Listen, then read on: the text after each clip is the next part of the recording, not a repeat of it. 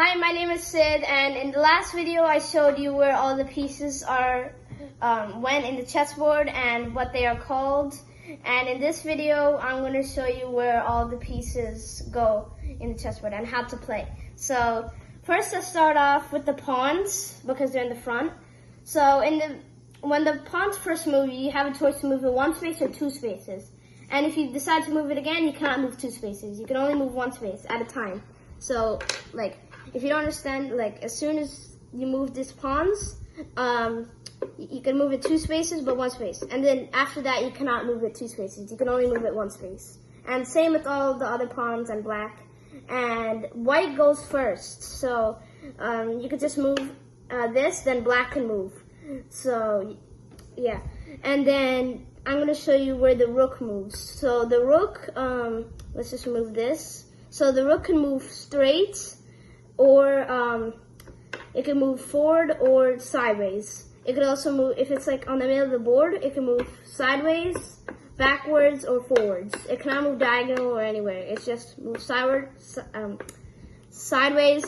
and forward and backwards. So that's what the rook does. And the knight's a little bit complicated, so let's just move it over here. So the knight can move, so skip two squares, so 1, 2, and land on the second square. And then you can move this, so it goes like this. And then you can move it here, here, here. You can move it anywhere to the side, so you can move it up, you can move it sideways like this, or you can move it backwards like that. And you can also move it back like that, but yeah. So that's what the knight moves, and then the bishop only moves diagonal. So if it's like this, then it moves diagonal. It only moves diagonal, cannot move anywhere else. And the white bishop only moves in the white squares, and the black bishop only moves in the black squares.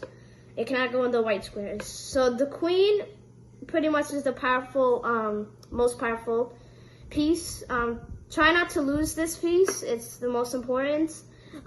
It can move just like a rook. It can move sideways, forward, backwards.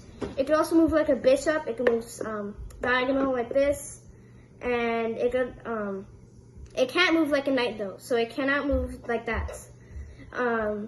It can only move like a rook and a bishop, and a pawn, and a king. But we're gonna get to the king now.